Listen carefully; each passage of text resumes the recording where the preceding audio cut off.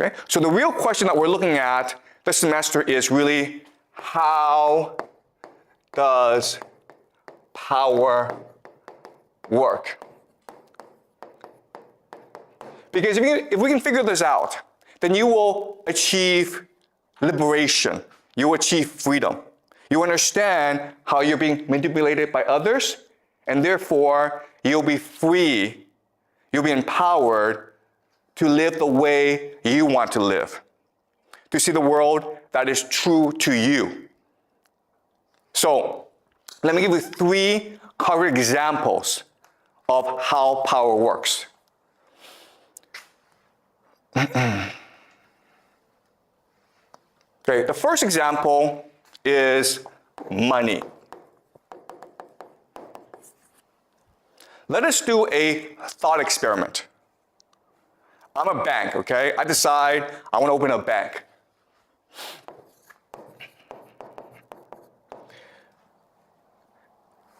And now you're allowed to put money in the bank, okay? So all of you get together and you put $5 million in the bank. Now $5 million. Now, why do you put $5 million into my bank? Because I promise you 1% interest, right? 1% interest. That's a really good deal. But now, because I owe you some money, right? I owe you 1% interest. I now need to go make money for myself. So I have a friend who's building a restaurant, and he says, I need $5 million to build the restaurant. And after a year, I will pay you back 10% interest. Okay? 10% interest. And so I make a 9% profit, and I can use that to pay my employees, to pay myself a salary, to build a new building, okay? So now I want you to think about this. I'm the bank, I got $5 million in deposit money, then I gave out a $5 million loan. Today, how much money is in the bank? Countless. Countless. How much money now do I have? I got $5 million from you guys, then I gave it out to someone else, right? So how much money is in the bank right now? Zero. Zero, right? It should be 0. Logically, the answer is 0. In fact, 0 is the answer that you are taught in economics. It's what you are taught, yeah? 0 is not the answer that we're taught in economics. Okay. You cannot loan all the money that you have. Like, for example, if they will have a limit, like 25%, I don't know. Okay. Maybe 10%, so you can only loan like 4 million. Okay, yeah, okay, really good point, okay, oh yes. Okay, so that's really good. So in economics, you learn about the idea of the fractional reserve system. Okay, what's fractional reserve? As you say, you must leave behind a certain amount of money. It could be 7%, it could be 10%, it depends on the country, okay? Let's say 10%. So theoretically, I can actually lend out $5 million. I can only lend out $4.5 million. Okay? You're right, okay? That's law as well. Okay? Actually, okay, let's say I lend out $4.5 million, okay? Now how much money do I have in the bank? Yeah, $500,000, right? Okay? So again, this is what you're taught in economics. This is what makes logical sense, right? The correct answer, what actually happens in real life, is you now have $9.5 million. Okay, that is the correct answer. This makes no sense, right? But it happens in reality. And how do we know? Because over the past 20 years, Chinese banks, like the Bank of China, the Bank of Industry and Commerce, the Agricultural Bank of China. If you Google these banks, what you will see is, these past 20 years, these banks have become the largest in the world. How did that happen? Was it because Chinese people got rich and put all the money in the bank? No, that's not what happened. What happened, guys? Supported by the country, the government. Okay, what happened was these banks start to lend money out to corporations, to government, to people to build skyscrapers, to build roads. In other words, the banks started to create money out of nothing in order to finance China's infrastructure projects. And that's what banks are allowed to do. They're allowed to print money, create money out of nothing. Okay? Does that make sense? Now the question then is, wait a minute here. That's kind of absurd. How this system come into being? How is it created? Okay, well actually, there's a very easy explanation for where we got the system from. All right, so let me explain the history and the origin of the system. So in the beginning, it was merchants who engaged in finance because merchants needed money in order to facilitate trade. Okay? And some merchants became extremely wealthy. And when they became very wealthy, they started banks in order to support trade and other merchants. Okay, so these banks traded in gold because that was the primary source and supply of money back then. Okay, so what happened is you would come and you would put your money, your gold, in the bank for safekeeping. And the bank would give you a contract, right? A contract is just saying, thank you for giving me your gold. I promise to give back your gold at any time that you want it. And this is what we call a receipt, right? And this would allow for better and easier trade. Because now I can take this contract and I can go to England, okay? Maybe I'm based in Italy. But now I can go to England and say, listen, I need to buy cotton or bananas from you. And the person is like, well, what are you gonna give me? I'm gonna give you gold, right? So I take the receipt and I give it to you, right? And why do we do this? Because it's a lot easier than giving gold to other people. And so this system would facilitate trade throughout the world. Doesn't make sense.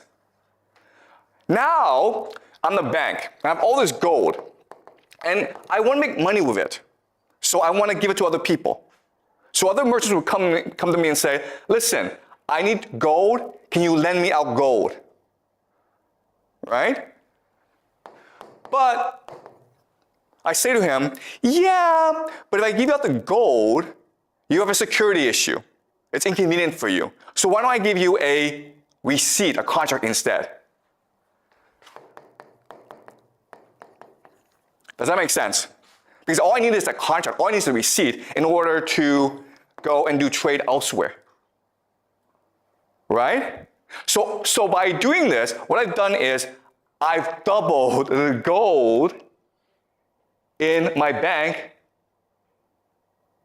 right? I've created money out of nothing. So the gold is still 5 million. That hasn't changed, but the receipt is now 5 million plus 5 million. So theoretically, I now have 10 million in the bank. All right? So that's how money and finance works. Now, there's a problem with this system. What's the problem with the system? What do you mean?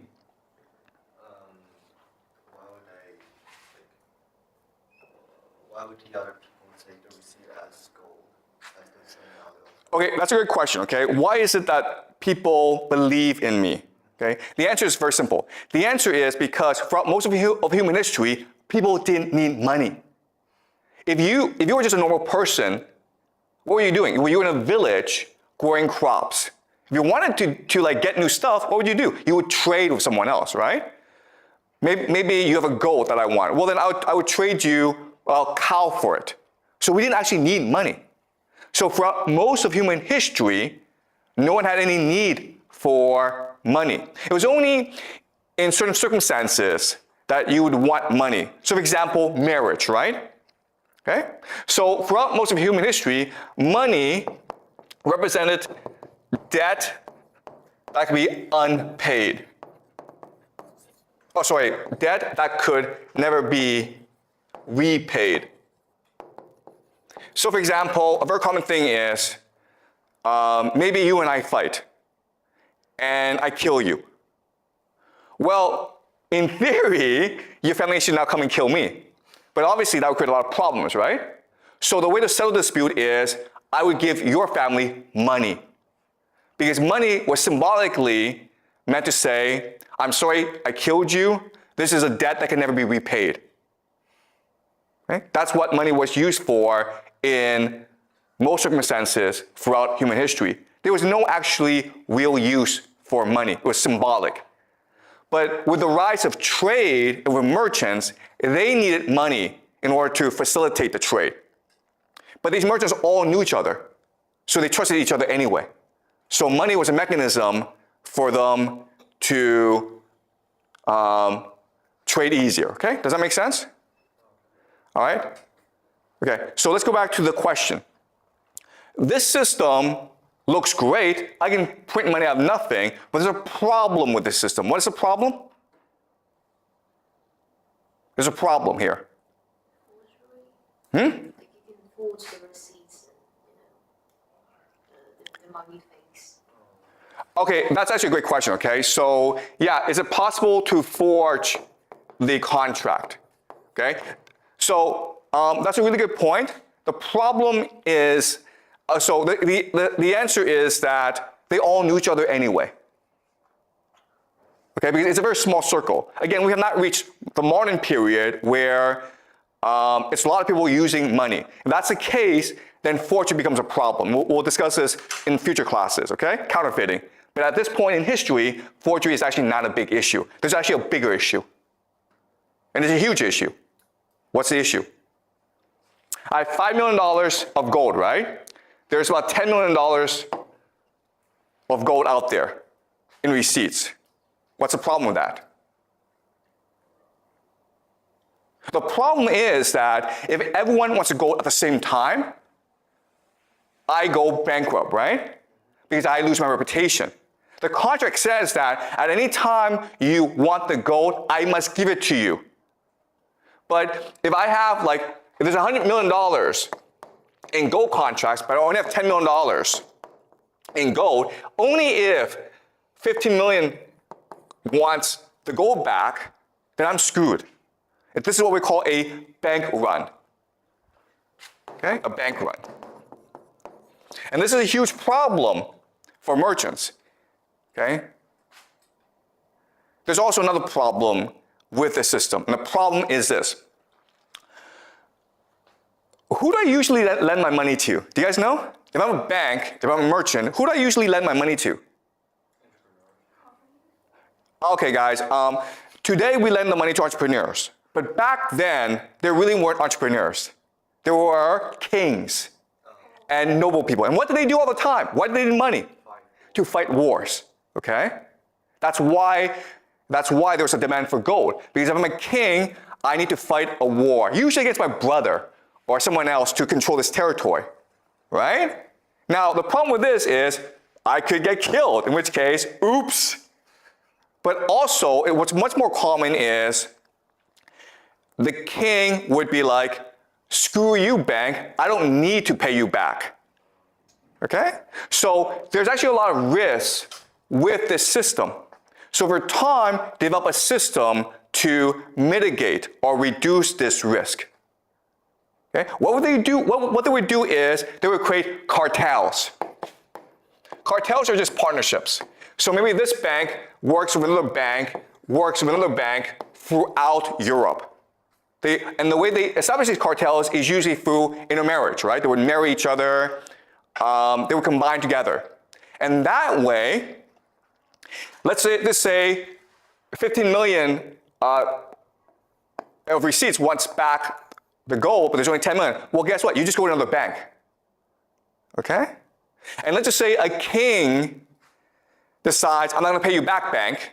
Well, your bank works with other banks to establish a new enemy to kill the king to get the money back. Do you understand? And this system is what we call today central banking.